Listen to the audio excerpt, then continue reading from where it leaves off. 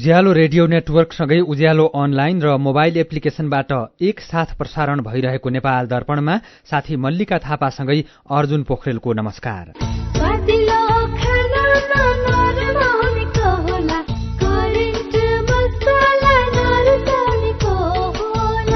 नेपाल दर्पणको साथमा करेन्ट मसला र करेन्ट चिया, स्वादको झट्का। नेपाल दर्पण सुरु गरौं मुख्य खबरका शीर्षकहरूबाट। अर्थतन्त्र सुधारको लागि सरकारका पहल सार्थक हुँदै गएको प्रधानमन्त्री प्रचण्डको दावी। बैंक तथा वित्तीय संस्था बलियो अवस्थामा रहेकाले नआत्तिन गभर्नर अधिकारीको आग्रह। हाम्रो वित्तीय क्षेत्र सुरक्षित छ र सानोतिनो धक्काले चाहिँ कहीँ कतै अप्ठ्यारो पर्ने अवस्था हामी देख्दैनौं। विदेशी मुद्राको सञ्चित बढेर 14 खर्ब भन्दा धेरै, शोधनान्तर स्थिति 1.5 खर्बले बचतमा 8 महिनामा झण्डै 8 खर्ब रुपियाँ रेमिट्यान्स भित्रियो। पछिल्लो 24 घण्टामा देशमा 600 भन्दा धेरै ठाउँमा डढेलो, कतिपय बस्तीमा पस्ने जोखिम। काठमाडौँ उपत्यका सहित देशका धेरै ठाउँमा धुवाँ फैलियो। चर्को आलोचनाका बीच अमेरिका र फिलिपिन्सले 10 वर्ष यताकै ठूलो सैन्य अभ्यास गर्दै 19,000 जना सैनिक सहभागी, शान्ति र स्थायित्वको सट्टा तनाव बढ्ने विश्लेषण। र ए डिभिजन लीग फुटबलमा मछिन्द्रले खुमलटारलाई 7 गोल हान्यो। आर्मीसँग जावला खेल पराजित। आइपीएल क्रिकेटमा मुम्बईसँग दिल्ली पहिले ब्याटिङ गर्दै। बल्ल ढुक्क भयो। अब छिमेक, निर्धन उत्थान, जीवन विकास लगायत 35 भन्दा बढ़ी लघुवित्तहरूको किस्ता रकम सजिलै ई सेवाबाट तिर्न मिल्ने सुविधा आएछ। यसका लागि मोबाइल वा वेबसाइटबाट ई सेवा लगइन गरी फाइनेन्शियल सर्भिसेस अनि त्यसमा भएको माइक्रो फाइनेन्स अप्सन छान्ने अनि आफूले ऋण लिएको माइक्रो फाइनेन्सको नाम छनौट गरी आफ्नो सदस्यता नम्बर, किस्ता रकम राख्ने र मोबाइल नम्बर राख्ने र प्रोसिडमा क्लिक गर्ने। भएन त सजिलो? अनि अर्को सुविधा चाहिँ 500 भन्दा बढ़ी सहकारी संस्थामा ई सेवाबाट सजिलै रकम पनि जम्मा गर्न सकिन्छ।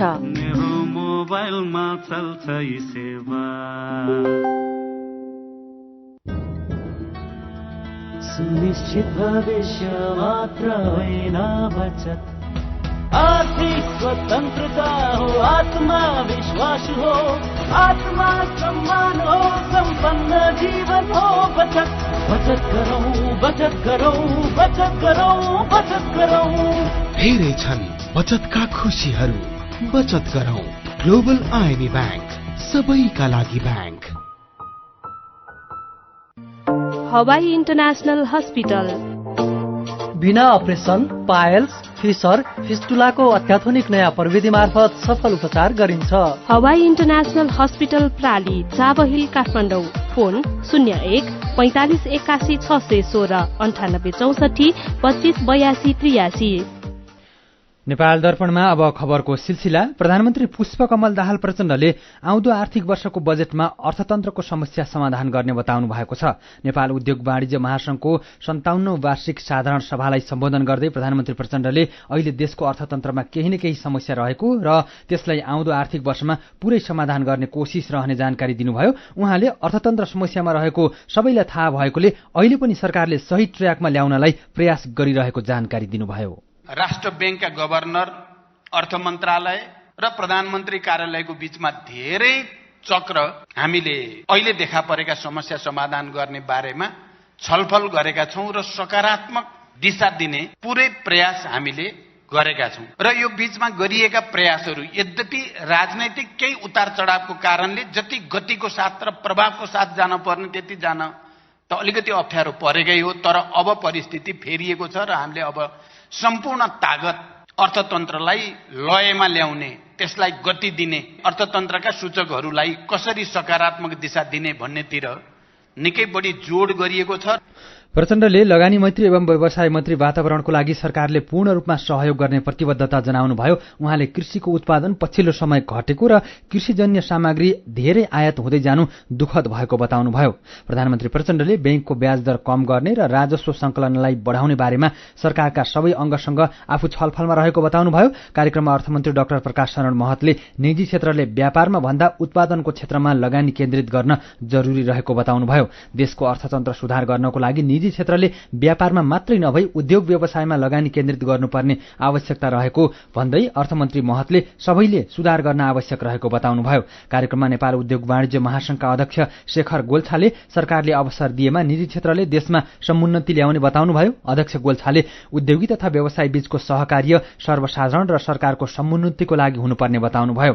उहाँले व्यवसायीहरूको अनुकूलतालाई प्रतिकूलतामा बदल्ने गर्विलो इतिहास रहेको भन्दै अर्थतन्त्रमा देखिएको निराशा बिस्तारै कम हुँदै जाने बताउनुभयो। यस्तै वरिष्ठ उपाध्यक्ष चन्द्र ढकालले वर्तमान अर्थतन्त्रको संकट समाधानको लागि बृहत राष्ट्रिय विमर्श गर्नुपर्ने आवश्यकता रहेको बताउनु भएको छ। उहाँले अहिलेको अवस्था गम्भीर नबन्दै सबै पक्ष मिलेर समाधान गर्नुपर्ने पनि बताउनुभयो। यसैबीच नेपाल राष्ट्र बैंकका गभर्नर महाप्रसाद अधिकारीले नेपालमा बैंकहरूको अवस्था सुरक्षित रहेको बताउनु भएको छ।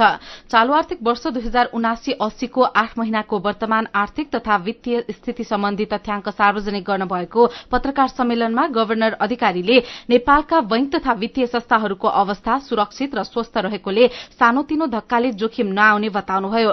गभर्नर अधिकारीले अर्थतन्त्रको शिथिलता आउँदा दिनमा सुधार हुने भन्दै बैंक र व्यवसायीले उच्च मनोबलका साथ काम गर्नुपर्ने बताउनुभयो। विकसित अर्थतन्त्रहरूमा पनि ब्याङ्कहरू चाहिँ ढलिरहेको अर्थात् ब्याङ्कहरूलाई अरू ब्याङ्कले एक्वायर गरेर बचाउनु परेको अथवा राज्यले हस्तक्षेप गर्नु परेको स्थितिहरू छ।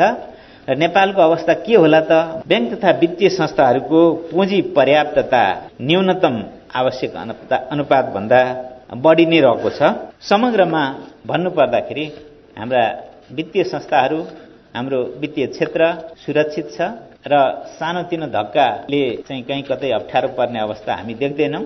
यसैबीच अर्थतन्त्रका मुख्य सूचकमा सुधार हुँदै गएको छ। नेपाल राष्ट्र बैंकले आज सार्वजनिक गरेको चालू आर्थिक वर्षको 8 महिनाको तथ्याङ्क अनुसार मुख्य सूचक केही सकारात्मक देखिएका हुन्।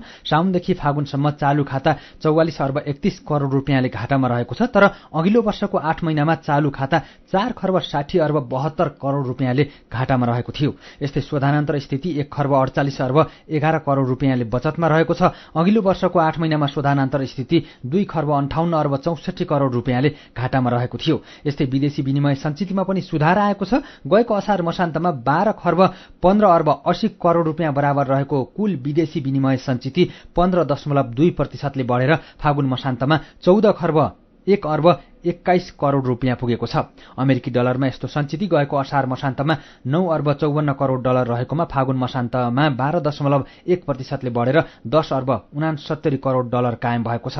बैंकिङ क्षेत्रसँग रहेको विदेशी विनिमय सञ्चित 10 महिना 9 दिनको वस्तु आयात र 9 महिना 4 दिनको वस्तु तथा सेवा आयात धान्न पर्याप्त रहने देखिन्छ। तर खुद प्रत्यक्ष वैदेशिक लगानीमा भने कमी आएको छ। 8 महिनामा वैदेशिक लगानी पोहोरको तुलनामा कम भएको हो। पोहोरको 8 महिनामा खुद प्रत्यक्ष वैदेशिक लगानी 16 अर्ब 30 करोड़ रुपियाँ रहेको थियो। अहिले भने जम्मा 1 अर्ब 17 करोड़ रुपियाँ मात्रै वैदेशिक लगानी भित्रिएको छ। यस्तै साउनदेखि फागुनसम्म 7 खर्ब 94 अर्ब 32 करोड़ रुपियाँ रेमिट्यान्स भित्रिएको छ। यो अघिल्लो आर्थिक वर्षको 8 महिनाको तुलनामा 25.3% ले धेरै हो। अघिल्लो वर्षको 8 महिनामा रेमिट्यान्स 1.3% ले घटेको थियो। अमेरिकी डलरमा रेमिट्यान्स 14.8% ले बढेर 6 अर्ब 9 करोड़ डलर पुगेको छ। अघिल्लो वर्ष 2.6% ले घटेको थियो। यस्तै वैदेशिक रोजगारीका लागि अन्तिम श्रम स्वीकृति संस्थागत तथा व्यक्तिगत नयाँ लिने नेपालीको संख्या 54.3% ले बढेर 3,51,761 पुगेको छ। त्यसैगरी वैदेशिक रोजगारीका लागि पुनः श्रम स्वीकृति लिने नेपालीको संख्या 8% ले वृद्धि भई 1,92,559 जना पुगेको छ। यसैबीच लामो समयपछि शेयर बजार आज दोहोरो अंकले बढेको छ। शेयर बजार परिसूचक नेप्सी आज 27.31 अंकले बढेर 1,871.34 बिन्दुमा पुगेको छ। बजार दोहोरो अंकले बढे पनि कारोबार रकममा भने सुधार आएको छैन। 262 वटा कम्पनीका 33,15,000 किता शेयर 94 करोड़ 52 लाख रुपियाँमा कारोबार भएका छन्। आज सबैभन्दा धेरै कालिन्चोक दर्शन लिमिटेड कम्पनीको शेयर 10% र आदर्श लघुवित्तको शेयर 9.5% ले बढेको छ। शिक्षा विज्ञान तथा प्रविधि मन्त्रालयले विद्यार्थी भर्नाका क्रममा केही निजी विद्यालयले जथाभावी शुल्क लिएको गुनासो आएको भन्दै गम्भीर ध्यानाकर्षण भएको जनाएको छ। मन्त्रालयले आज एक विज्ञप्ति निकालेर निजी विद्यालयले जथाभावी भर्ना शुल्क लिएको विषयमा गम्भीर ध्यानाकर्षण भएको जनाउँदै कानूनको अधीनमा रहेर मात्रै शुल्क लिन भनेको छ। मन्त्रालयले विधि र प्रक्रिया पूरा गरी पालिकाले स्वीकृत गरिदिएको सीमाभित्र रहेर तोकिएका शीर्षकहरूमा मात्रै शुल्क लिन पाउने विषयलाई स्मरण पनि गराएको छ। सबै विद्यालयले स्वीकृत भएको शुल्कको विषयमा अभिभावकलाई जानकारी गराउनुपर्ने, अभिभावकले शुल्कको विषयमा प्रश्न गर्न पाउने र चित्त नबुझेमा पालिकामा गुनासो गर्ने अभ्यासको पालना गर्न पनि मन्त्रालयले आग्रह गरेको छ। न्याय परिषदका न्यायाधीश भुवन गिरीलाई प्रहरीले काठमाडौँबाट पक्राउ गरेको छ। जिल्ला प्रहरी कार्यालय कपिलवस्तुको पक्राउ पूर्जीका आधारमा न्यायाधीश गिरीलाई काठमाडौँको गोङ्गबुबाट पक्राउ गरिएको काठमाडौँका प्रहरी परिसर प्रमुख एसएसपी दान बहादुर कार्कीले जानकारी दिनुभयो। उहाँले पक्राउ परेका न्यायाधीश गिरीलाई प्रक्रिया पुर्याएर कपिलवस्तु पठाइने पनि जानकारी दिनुभयो। न्यायाधीश गिरीले आफूलाई कुटपिट र बलात्कार गरेको भन्दै श्रीमती आरती गिरी रावलले जिल्ला प्रहरी कार्यालय कपिलवस्तुमा गएको मंसिरमा जाहेरी दिनुभएको थियो। न्यायाधीश गिरीले पनि श्रीमतीले पैसा चोरेको भन्दै उजुरी दिनुभएको थियो। गएको असारमा जिल्ला अदालत कपिलवस्तुमा पदस्थापन हुनुभएका गिरी विवादमा तानिएपछि अघिल्लो महिना न्याय परिषद काठमाडौँमा सरुवा हुनुभएको थियो। सरकारले काठमाडौँ महानगरपालिकाका मेयर बालेन्द्र शाहलाई जिम्मेवारी बोध गरी काम गर्न सचेत गराएको छ। आज बसेको मन्त्री परिषदको बैठकले काठमाडौँ उपत्यकाको फोहोर उठाउने जिम्मा पालिकाको भएकाले आफ्नो जिम्मेवारी बोध गरेर काम गर्न मेयर शाहलाई सचेत गराउने निर्णय गरेको हो। बैठकपछि संचारकर्मीसँग कुरा गर्दै सरकारकी प्रवक्ता एवं संचार तथा सूचना प्रविधि मन्त्री रेखा शर्माले सिंहदरबार, बालुवाटार, शीतल निवासको फोहोर नउठाउने भन्ने काठमाडौँ महानगरका मेयरको घोषणा नीतिगत व्यवस्था विरूद्ध रहेको बताउनुभयो। सीधा कुरा प्रष्ट विचार यो हो उज्यालो रेडियो नेटवर्क। नेपाल दर्पणमा कुराकानीसँगै खबरको सिलसिला बाँकी नै छ, सुन्दै गर्नुहोला। एचआईभीका बारेमा खुलेर कुरा गरौं। एचआईभी खराब आचरणको नतिजा नभई असावधानीको परिणाम हो, तसर्थ यसबाट बच्न असुरक्षित यौन सम्पर्क नराखौं। अन्य व्यक्तिले प्रयोग गरेका धारिला औजार जस्तै छुरी, दारी काट्ने ब्लेड प्रयोग नगरौं र रगत चढाउनु पर्ने अवस्था भएमा परीक्षण गरेको रगत मात्र चढाउँ। संक्रमित भइसकेकालाई समयमै उपचारमा लगाउँ र अकालमै हुन सक्ने मृत्युबाट जोगाउँ। समयमै उपचार गर्नाले संक्रमित गर्भवती महिलाले पनि स्वस्थ बच्चा जन्माउन सक्छिन्।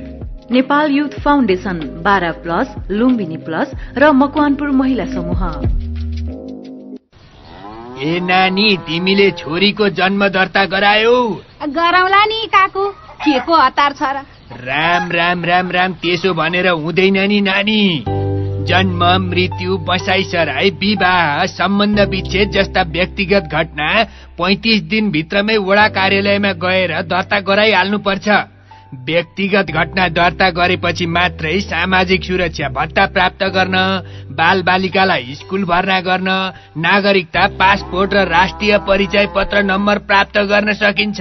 ओहो, हो र काकु, त्यसो भए त म आजै वडा कार्यालय गएर छोरीको जन्म दर्ता गरिहाल्छु। जन्म, मृत्यु, बसाइसराई, विवाह, सम्बन्ध विच्छेद जस्ता व्यक्तिगत घटना वडा कार्यालयमा सही विवरण दिई दर्ता गराऊ। नेपाल सरकार गृह मन्त्रालय, राष्ट्रिय परिचय पत्र तथा पञ्जीकरण विभाग, सिंहदरबार, काठमाडौँ।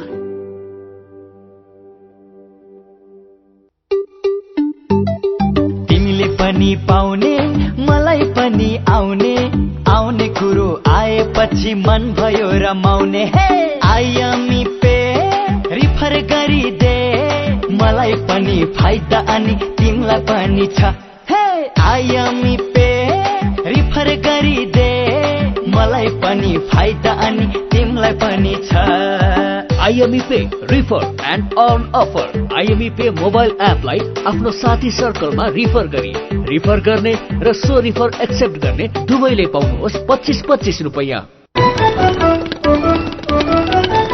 उज्यालो रेडियो नेटवर्कबाट प्रसारण भइरहेको नेपाल दर्पणमा तपाईंलाई फेरि स्वागत छ। यतिन्जेल हामीले बैंक तथा वित्तीय संस्था बलियो अवस्थामा रहेकोले नआत्तिन गभर्नर अधिकारीको आग्रह, विदेशी मुद्राको सञ्चित बढेर 14 खर्ब रुपियाँ भन्दा धेरै, शोधानान्तर स्थिति 1.5 खर्बले बचतमा लगायतका खबर प्रस्तुत गर्यौं।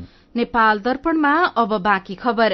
नेपालमा कोरोना भाइरसको संक्रमणबाट थप 1 जनाको ज्यान गएको छ। यसअघि पुस 23 गते नेपालमा कोरोनाबाट 1 जनाको ज्यान गएको थियो। 3 महिनापछि आज कोरोनाका कारण थप 1 जनाको ज्यान गएको स्वास्थ्य तथा जनसंख्या मन्त्रालयले जनाएको छ। यस्तै पछिल्लो 24 घण्टामा थप 106 जनामा कोरोना संक्रमण पुष्टि भएको छ। पीसीआर र एन्टिजेन गरी कुल 2436 जनाको परीक्षण गर्दा 106 जनामा कोरोना संक्रमण पुष्टि भएको हो। यो सँगै सक्रिय संक्रमितको संख्या 469 जना पुगेको छ। यसैबीच आजदेखि काठमाडौँमा स्वास्थ्य तथा जनसंख्या वैज्ञानिकहरूको 9औं राष्ट्रिय शिखर सम्मेलन शुरू भएको छ। नेपालको स्वास्थ्य क्षेत्रमा भइरहेको अनुसन्धानलाई एउटै ठाउँमा ल्याएर स्पष्ट नीति र योजना बनाउन सघाउ पुर्याउने उद्देश्यले नेपाल स्वास्थ्य अनुसन्धान परिषदको आयोजनामा सम्मेलन शुरू भएको हो। सम्मेलनमा 500 जना भन्दा बढ़ी स्वास्थ्य अनुसन्धानकर्ता, वैज्ञानिक तथा अमेरिका, स्विजरल्याण्ड, भारत लगायतका देशका प्रतिनिधिको सहभागिता रहेको छ। सम्मेलन भोलिसम्म चल्नेछ।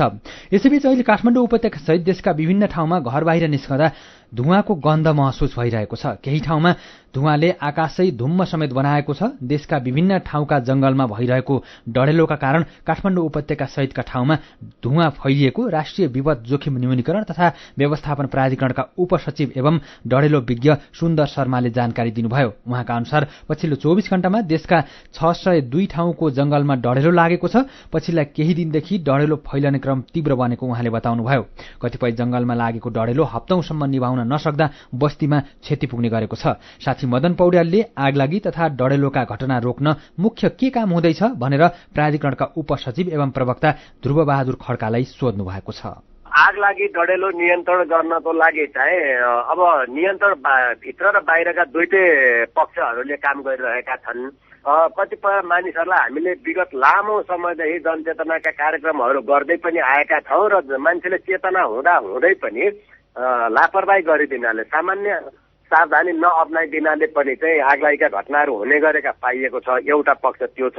अब भने यस्तोलाई चाहिँ दण्ड र सजायको परिधिभित्र ल्याउनुपर्छ, किनकि थाहा भएर लापरवाही गर्नेहरूका विरुद्ध चाहिँ दण्ड र सजाय नै प्रभावकारी हुन्छ र हाम्रो कानूनमा यो व्यवस्था छ र अनुसन्धान गरेर यिनीहरूलाई ल्याउन सकिन्छ। त्यो पाटोमा अलिकति जोड दिनुपर्छ भने कतिपय अवस्थामा चाहिँ नियन्त्रण बाहिरको थाहा नपाएर हुने घटनाहरू छन्। त्यसका लागि जनचेतनाको आवश्यकता पर्छ र अहिले नयाँ परिवेशमा नयाँ ढंगले मान्छेले बुझ्ने खालका सामग्रीको उत्पादन पनि हामीले अहिले गरिरहेका छौँ र अब थप यसलाई चाहिँ प्रकाशन तथा प्रसारण गर्दै लैजाने सोचाइ बनाएका छौँ। कहिलेकाहीँ अलि धेरै डढेलो फैलने, नजिकै चाहिँ बस्तीसम्म पनि पुग्ने र मानवीय क्षति पनि हुन सक्ने सम्मको अवस्था आइपर्छ।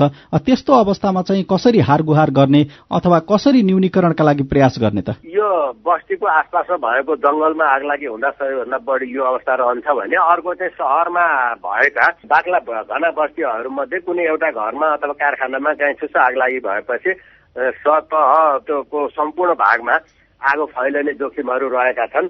अब यी यस्ता विषयहरूमा त हाम्रा सुरक्षा निकायहरूलाई विगतदेखि नै हामीले तालिम उपलब्ध गराएका छौँ। स्थानीय तहमा भएका दमकल र त्यहाँ भएका फायर फाइटिङ युनिटहरूलाई पनि चाहिँ विभिन्न किसिमका तालिमहरू र औजार उपकरणहरू उपलब्ध गराइएका छन्। यो सन्दर्भमा पनि अब त्यसैलाई थप प्रभावकारी बनाउनु पर्ने हुन सक्छ। पालिका तहमा चाहिँ के तयारी गर्नुपर्ने हो? उसो भए स्थानीय गाउँपालिकाको तहहरूमा चाहिँ आफ्ना नजिकमा आफ्नो पालिका क्षेत्रभित्र रहेका जंगलहरू कति छन् तिनको अभिलेखहरू उहाँहरूसँग हुन्छ। त्यहाँको जोखिमको स्तर के हो उहाँहरूसँग हुन्छ र त्यहाँ चाहिँ आवश्यक फायर लाइनहरू बनाउने, त्यो आगलागी भइहाल्यो भने त्यसलाई नियन्त्रण गर्ने उपायहरू के हुन सक्छन्, यी यस्ता अघि भनिएका जस्ता लगायतका अरू सामग्रीहरू अनि भोलिन्टियरहरू स्वयंसेवकहरू यो आगो नियन्त्रणमा खट्न सक्ने मानिसहरूको प्रबन्ध पहिलेदेखि गरिराख्नु, पूर्व योजना गरिराख्नु चाहिँ सबैभन्दा बुद्धिमानी हुन्छ। यो कुराहरू त्यहाँ भइ पनि राखेका छन् र हामीले विगतदेखि नै यो कुरामा उहाँहरूलाई अनुरोध गर्दै आएका हौँ। र अनि अर्को गाउँघरमा हुने जुन आगलागीका कुराहरू छन्, अब अहिले त नक्सा सूचित नगरिकन र घर बनाउन पाइँदैन, घर बनाइसकेपछि त्यो निर्माण सम्पन्नको प्रतिवेदन लिनुपर्ने हुन्छ। त्यसैले यो कुरालाई अलिक प्रभावकारी ढंगले व्यवहारमा लागू गर्ने र यो लागू गर्दाखेरि यो चट्याङ लगायतका कारणले हुने जुन आगलागीहरू पनि छन् यसका लागि चाहिँ अर्थिङको राम्रो प्रबन्ध गर्ने लगायतका कामहरू चाहिँ गर्न स्थानीय तहहरूले आफ्नो चाहिँ कार्यक्षेत्रभित्र जनताहरूलाई यी कुराहरूमा अवेर गर्न र यो व्यवस्था गर्न लगाउन सक्नुहुन्छ। यो पाटोमा पनि ध्यान दिनु यो सन्दर्भमा उपयुक्त हुन्छ भन्ने मलाई लाग्छ। उहाँ हुनुहुन्थ्यो राष्ट्रिय विपद जोखिम न्यूनीकरण तथा व्यवस्थापन प्राधिकरणका उपसचिव एवं प्रवक्ता ध्रुव बहादुर खड्का। नेपाल दर्पणमा फेरि खबरकै सिलसिला। बागलुङका 10वटा पालिकाका 85 वडा मध्ये 37 वटा वडा पहिरोको उच्च जोखिममा र 31 वटा वडा मध्यम जोखिममा परेका छन्। मनसूनजन्य प्रकोपको स्तरीकरण गर्दा जिल्ला नै पहिरोको उच्च जोखिममा पर्छ। जिल्ला विपद व्यवस्थापन समितिले विपद पूर्व तयारी तथा प्रतिकार्य योजना निर्माण गर्ने सिलसिलामा प्रकोपको स्तरीकरण गर्दा बागलुङ पहिरोको प्रकोपमा पहिलो नम्बरमा परेको हो। मनसूनजन्य आपतकालीन कार्ययोजना 2079 मा उल्लेख भए अनुसार जोखिममा सामुदायिक विद्यालय समेत समावेश छन्। यस वर्ष 20 वटा सामुदायिक विद्यालय भवनमा पहिरोले असर पार्न सक्ने जिल्ला विपद व्यवस्थापन समितिको अनुमान छ। नेपाल दर्पणमा मेरो पनि भन्नु छ सँगै खबरको सिलसिला बाँकी नै छ, सुन्दै गर्नुहोला। आधुनिक र प्राकृतिक चिकित्सा पद्धतिको वैज्ञानिक सम्मिश्रण स्थल डनी हिलिङ क्लिनिक। यहाँ विशेषज्ञहरूद्वारा नसा, हाड जोड्नी, मांसपेशीका दुखाइ र अन्य समस्याको उचित परीक्षणद्वारा रोगको पहिचान, उपचार र परामर्श प्रदान गरिन्छ। Physiotherapy, acupuncture, Ayurveda, medical massage तथा विशेषज्ञहरूको सल्लाह अनुसार न्यूनतम प्रतिकूल प्रभाव हुने गरी उचित उपचार गरिन्छ। स्वस्थ जीवनशैली तथा निरोधात्मक परामर्शको लागि आउनुहोस्। हाम्रो सिद्धान्त निको प्रकृतिले पार्छ, हामी सहयोग गर्छौं। डनी हिलिङ क्लिनिक, एकान्त कुना road, Jawalakhel. Phone number 5521 885, 98 018 16 380। Website denihealing.com।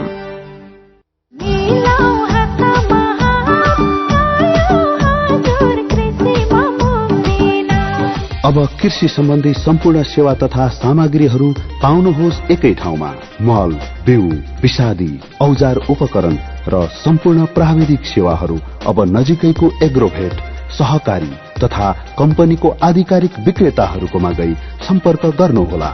Muktinath कृषि कम्पनी लिमिटेड, समृद्धिको आधार कृषि, कृषिको आधार प्रविधि।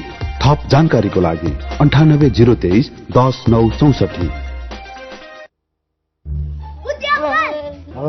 4 तोले झन्डै जिब्रो चाहियो। मलाई 1 लाख रुपैयाँ दिनु न।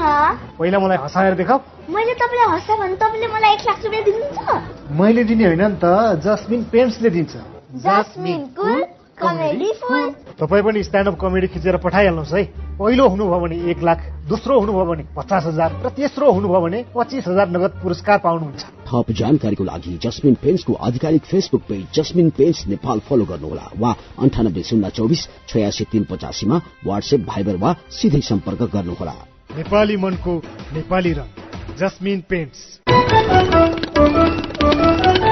उज्यालो रेडियो नेटवर्क मार्फत देशभरिका विभिन्न एफएम स्टेशन तथा उज्यालो अनलाइन र मोबाइल एप्लिकेशनमा प्रसारण भइरहेको नेपाल दर्पणमा तपाईंलाई फेरि स्वागत छ। नेपाल दर्पणमा अब बाँकी खबर। सोलुखुम्बुको लुक्लाका लागि हुने उडान रामेछापबाट हुन थालेपछि विमानस्थल भरिभराउ हुन थालेको छ। नागरिक उड्डयन प्राधिकरणले समर शेड्यूल स्टल रूट अनुसार लुक्लाको लागि हुने पर्यटकीय उडान मन्थलीबाट शुरू गरेसँगै मन्थली विमानस्थल र आसपासको क्षेत्र विदेशी पर्यटकले खचाखच भएका छन्। यो सिजनमा मन्थलीबाट अहिलेसम्मकै धेरै 55 वटासम्म उडान भएको नागरिक उड्डयन प्राधिकरण लुक्लाका प्रमुख महेश श्रेष्ठले जानकारी दिनुभयो। मन्थलीमा धेरै सुविधा सम्पन्न होटल नभएका कारण काभ्रेको धुलीखेल, सिन्धुलीको मुलकोट लगायतका क्षेत्रमा बास बसेर पर्यटकहरू बिहानै मन्थली पुगेर सोलुतर्फ उड्ने गरेका छन्। बाराको महागढीमाई नगरपालिकामा लामो समयदेखि प्रमुख प्रशासकीय अधिकृत नहुँदा कामकाज प्रभावित भएको भन्दै कर्मचारीले आन्दोलन गरेका छन्। पछिल्लो 1.5 महिनादेखि प्रमुख प्रशासकीय अधिकृत नहुँदा कर्मचारीको तलबका साथै वृद्ध-वृद्धाले सामाजिक सुरक्षा भत्ता समेत पाउन सकेका छैनन्। ललितपुर महानगरपालिकाले लैंगिक हिंसामा परेकाहरूको उद्धार र राहतका लागि हटलाइन सेवा शुरू गरेको छ। हिंसामा परेका व्यक्तिले तत्काल उद्धार र राहत पाउनका लागि 1131 मा सम्पर्क गर्न सक्ने महानगरपालिकाले जनाएको छ।